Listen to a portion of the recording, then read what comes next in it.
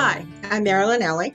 I'm a member of the Indian Point Safe Energy Coalition, and as many of you know, people in the coalition have really worked long and hard to close Indian Point, and all of us were, we knew it would be hard for Buchanan, and we knew there would be problems, but we were really glad to see the plant closed and stop producing high-level radioactive waste.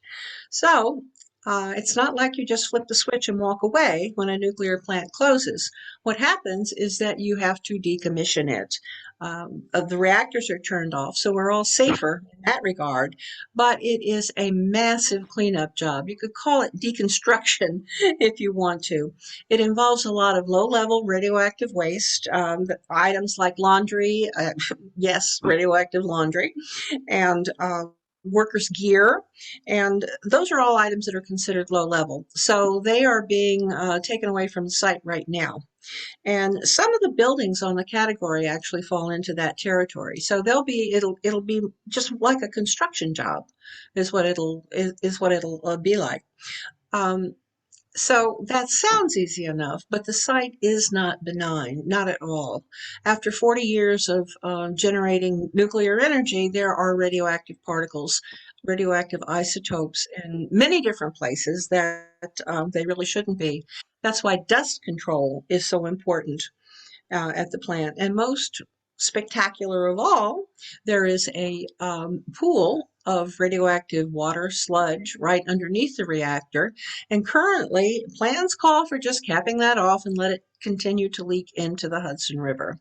I'm hoping that the the oversight board will take issue with that, and we'll certainly encourage them to do so.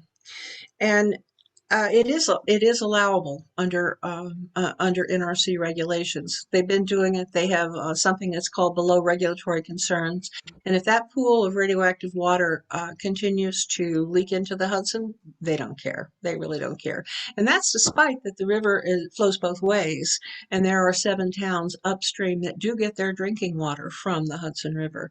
So this is a matter of concern. The next big deal is what happens to the water in the spent fuel pool. Now, the spent fuel pool has all the radioactive, high-level radioactive fuel rods, and as those rods are taken out and put in dry cask storage on the property, you're going to have 2 big swimming pools full of radioactive water. Now, the company, Holtec, really likes to do things on the cheap. We know that. So what they want to do is just simply empty that water into the Hudson River. And none of us that live here think that's a good idea. More radioactive water into the Hudson River is even if it is below regulatory concern, is not a way to treat our heritage river, the Hudson.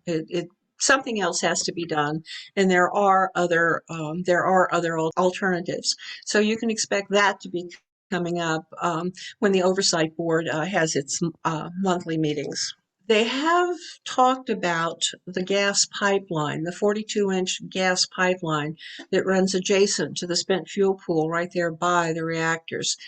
There are a lot of people who are very concerned about it. Rick Kuperwitz was the gas pipeline expert. He testified to the DOB. He testified to the Nuclear Regulatory Commission that there were a lot of dangers from explosions and from accidents during construction. However, when he testified at the DOB, he seemed to have forgotten all that. And what he said was the science was known and they could put steel plates down and things should be fine. A lot of people are very unhappy with that testimony and will probably be looking for other experts, especially the people that live there and the people that send their children to the elementary school that is just very, very, very close to that pipeline. This is a serious issue and it deserves more attention than it has gotten. So it is it's a problem, and we're also asking for a community representative to be on the board, and that is still pending. There is the DOB did get a person to be there and supervise. That was a big deal. The state will pay for supervisory personnel, somebody who's going to look and see and knows construction and can make sure that everything is safe As far as we know, it's going to be a regular state job. So what we're pushing for is 24 hours a day, or at least during when construction is ongoing, and 7 days a week. So that has yet to be determined. We'll see how that works out. And I'll tell you right now, citizen oversight is just as important as when the reactors were operating.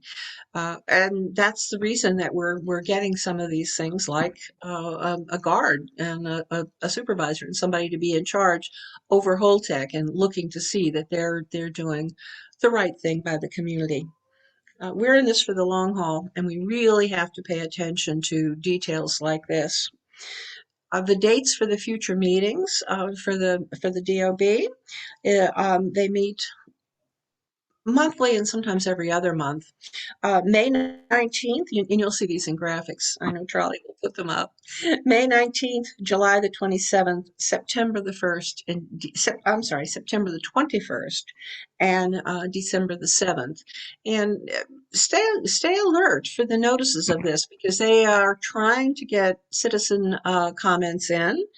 I can't say that all of us who have followed this have been thrilled with them at all, especially over the gas issue, but they are proceeding in a very businesslike manner, and they seem very earnest in their attention to keep this community safe and to listen to what the community is saying and to listen to what the science is in regard to decommissioning this power plant.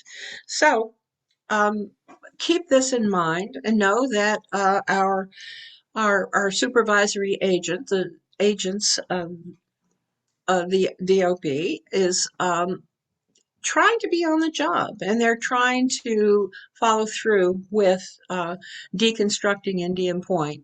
And that's really important because those spent fuel rods are going to be there for a long time. Nobody knows how long, but a long time.